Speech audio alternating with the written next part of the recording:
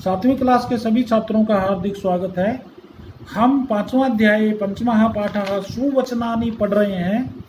3 श्लोक पढ़ चुके हैं और अब अंतिम और चौथा श्लोक है को भारः समर्थानाम किम दूरम व्यवसायिनाम।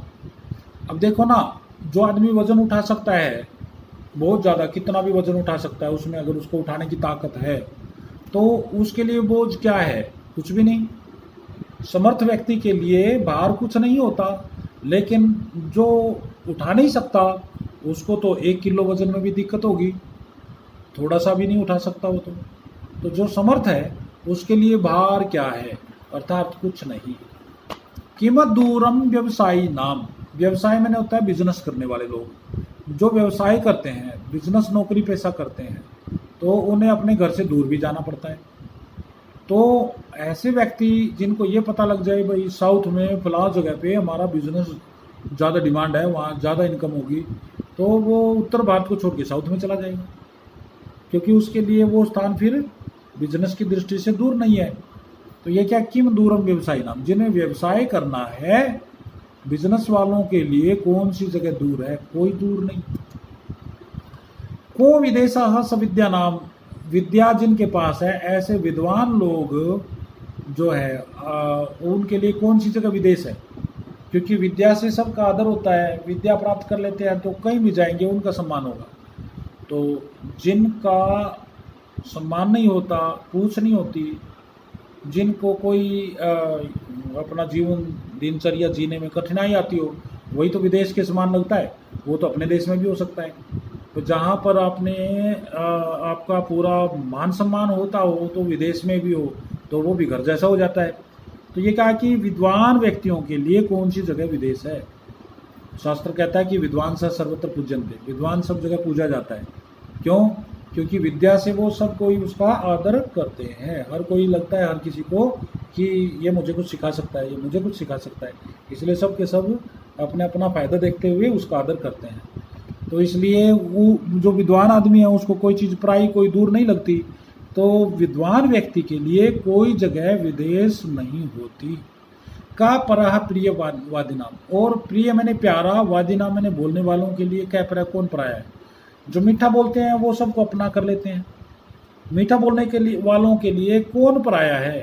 वो कहना कि कोयल कौवा काको धन हरे, कोयल काको देय, मीठा मीठा बोल के जग अपना कर ले। भाई देखो, कोयल किसी के घर कुछ दे के नहीं जाती और कौवा किसी का नुकसान नहीं पहुंचा के जाता, फिर भी कोयल को सब प्यार करते हैं और कौवे को कोई प्यार नहीं करता। कारण क्या है? प्रियवादिनाम, कि कोयल मीठा बोलती है। न तथा शीतलम सलिलम न चंदन रसो, शीतला छाया प्रहलादति पुरुषम यथा मधुर भाषणी वाणी। तो जो मीठा वचन है वो व्यक्ति को बहुत आनंद देता है। रामचरितमानस में भी कहा है कि मीठे वचन का कोई मोल नहीं है, कोई कीमत नहीं आंकी जा सकती है।